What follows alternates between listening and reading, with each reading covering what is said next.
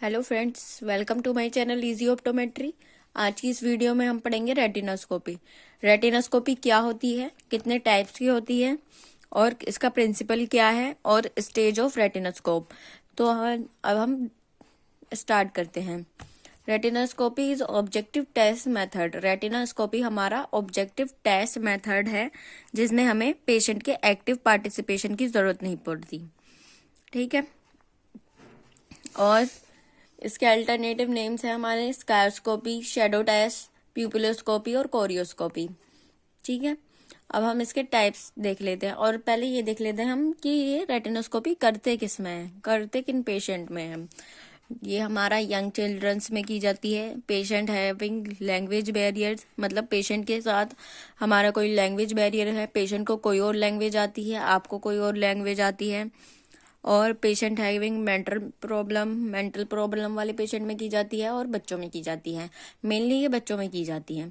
ठीक है। अब हम इसके टाइप्स देख लेते हैं। ये types of retinoscope, they are 2 types of retinoscope, reflecting mirror retinoscope और सेल्फ इल्यूमिनेटेड रेटिनोस्कोप।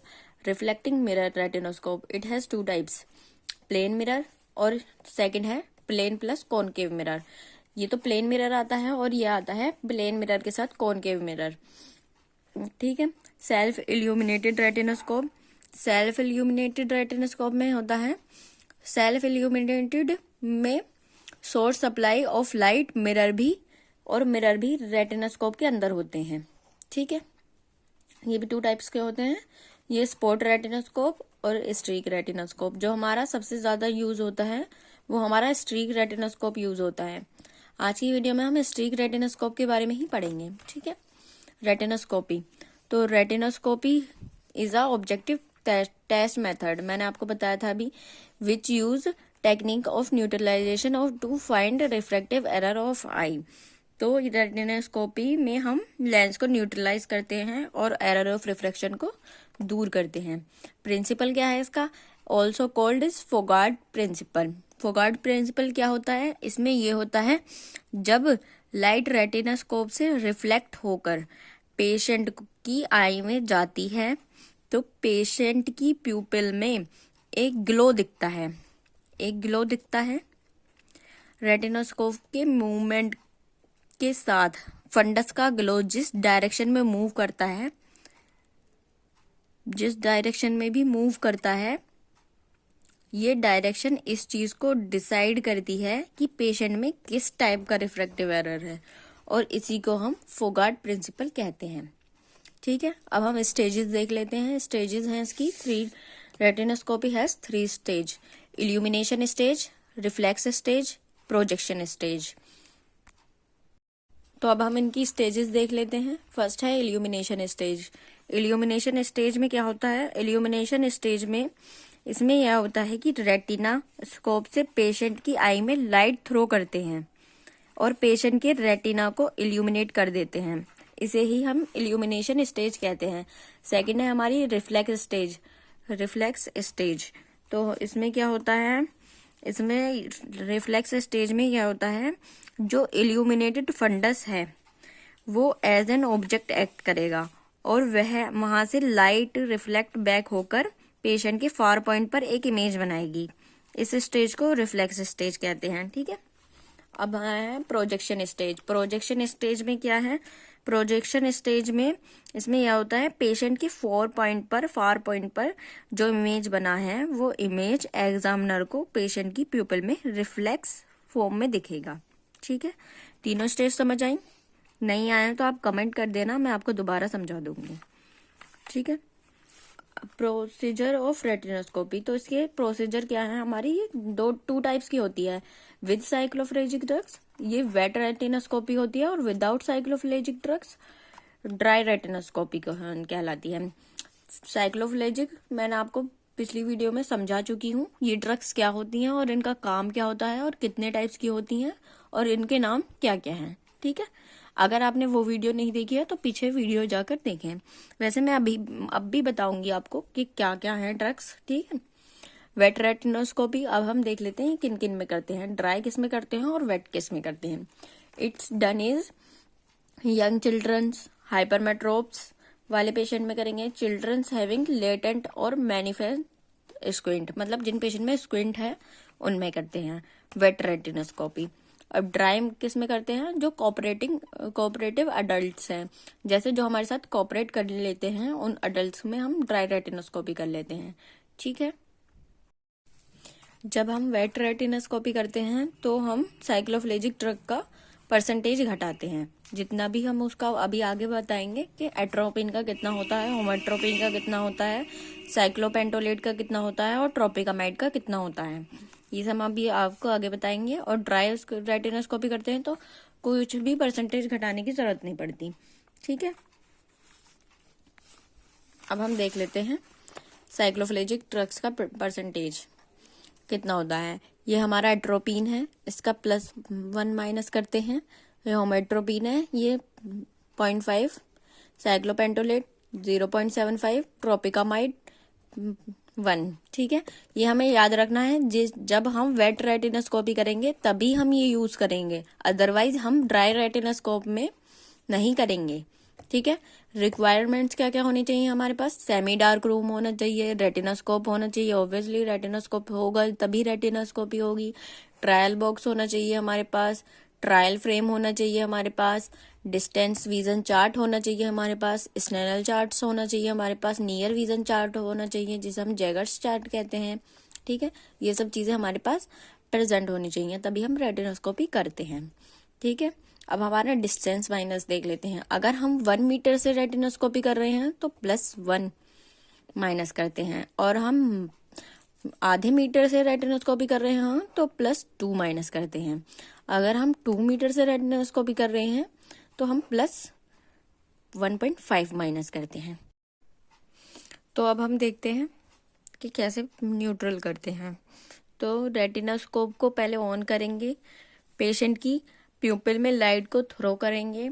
आपको देखना है कि रेड रिफ्लेक्स जो है वो किस डायरेक्शन में मूव कर रहा है।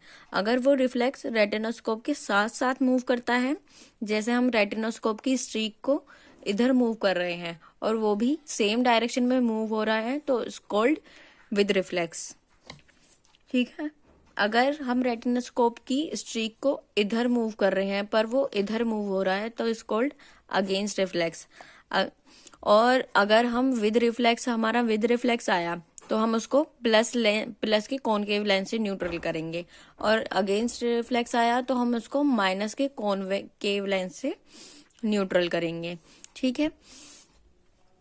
तो अब हम तीसरा पॉइंट देखते हैं, ये हमारा होता है न्यूट्रलाइजिंग पॉइंट।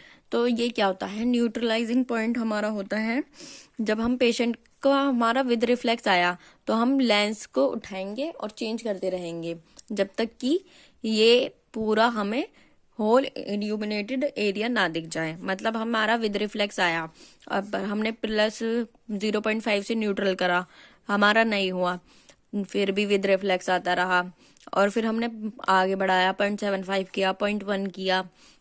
ठीक है। और हमारा मान लीजिए 2 पे +2 पे न्यूट्रल हो गया, मतलब हमें कोई भी ग्लो नहीं दिख रहा, ना हमें विद रिफ्लेक्स दिख रहा, ना हमें अगेंस्ट रिफ्लेक्स दिख रहा, सिर्फ एक होल इल्यूमिनेटेड एरिया दिख रहा है। मतलब फुल होल इल्यूमिनेटेड एरिया, मतलब पूरा, मतलब ऐसे जो हमारी लाइट है प्यूपिल में इस तरह दिख रही है, ना वो विद रिफ्लेक्स जा रही ना वो अगेंस्ट रिफ्लेक्स जा रही, बस ऐसे दिख रही है, तो उसको हम बोलते हैं न्यूट्रलाइजिंग पॉइंट। ऐसे ही हम अगेंस्ट रिफ्लेक्स वाले में करेंगे। मान लीजिए हमारा अगेंस्ट रिफ्लेक्स आया तो अब हम माइनस का लेंस उठाएंगे। माइनस का हमने 0.5 उठा लिया, 0.75 उठा लिया, 0.1 उठा लिया। मान लीजिए हमारा 1 से न्यूट्रल हो गया, तो 1 से न्यूट्रल हुआ, अब हमारी ये इमेज दिख रही है प्यूपिल के अंदर, तो ये हमारा न्यूट्रलाइजिंग पॉइंट होगा। ठीक है। समझ नहीं आए तो आप कमेंट कर सकते हैं, मुझसे दोबारा भी पूछ सकते हैं।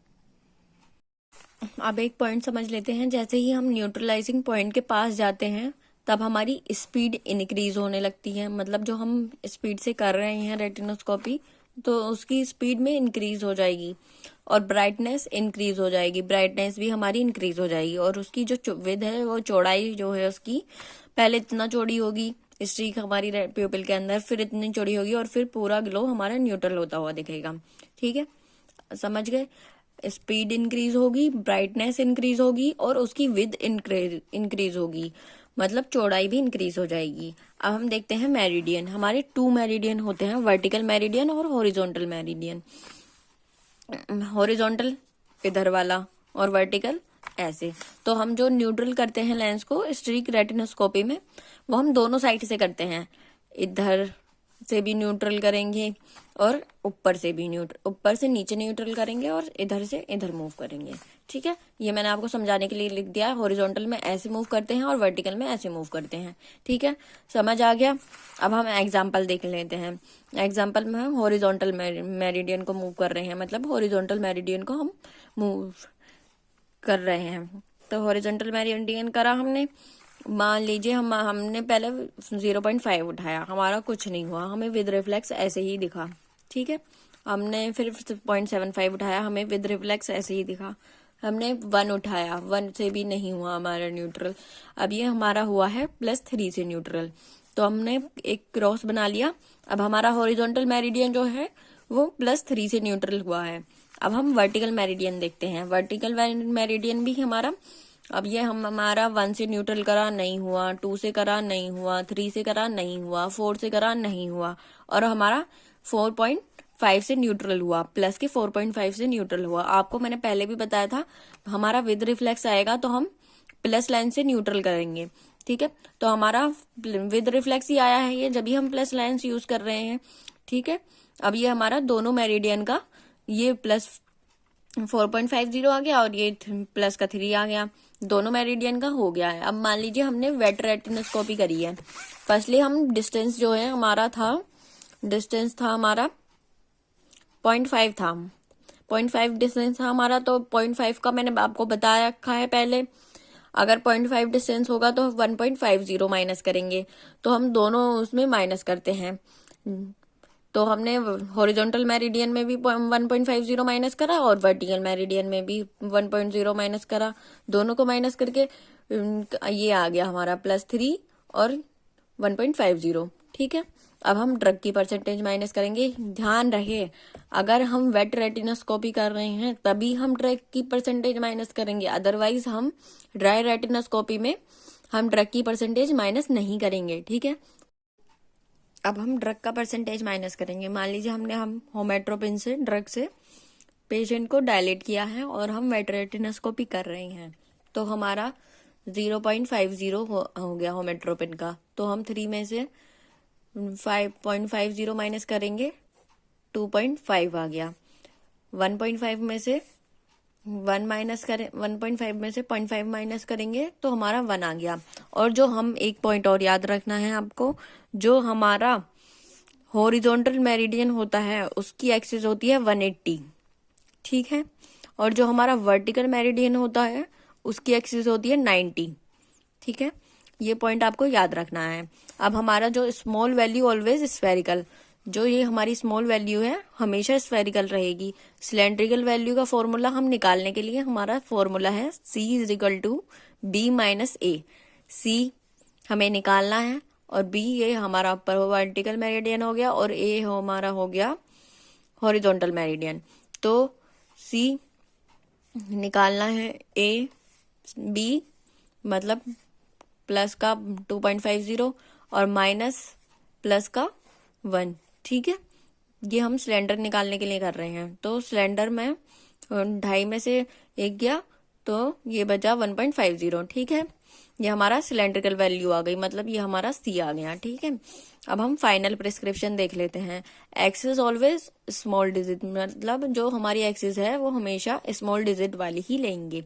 ठीक है, अभी मैंने आपको बताया था स्मॉल वैल्यू ऑलवेज स्फेरिकल। अब ये हमारा लास्ट वाला आ गया। अब हम इसके अकॉर्डिंग हमारी फाइनल प्रिस्क्रिप्शन लिखते हैं। +1 हमारा छोटी वैल्यू जो है हमारी स्फेरिकल रहती है और बड़ी वैल्यू जो है हमारी सिलेंड्रिकल रहती है, और एक्सिस हमेशा छोटी वैल्यू की लेते हैं। समझ नहीं आए तो आप कमेंट करके दोबारा भी पूछ सकते हैं। ठीक है, अब हमारा हॉरिजॉन्टल मतलब हमारी स्मॉल वैल्यू का स्फेरिकल लेंगे +1, और अब ये हमारा सिलेंड्रिकल वैल्यू आ गई +1.50। ठीक है, और एक्सिस किसकी लेंगे हम, +1 की लेंगे। दोनों में से स्मॉल ये है तो एक्सिस इसकी लेंगे। तो अब हमारी फाइनल प्रिस्क्रिप्शन ये आएगी। ठीक है। ये हमारा स्फेरो सिलेंडर दोनों है।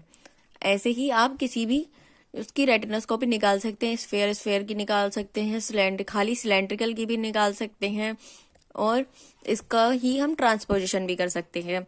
जो भी आपको नहीं समझ आए वो आप मुझसे कमेंट करके पूछ सकते हैं, मैं आपको बता दूंगी। ठीक है, thank you for watching my video.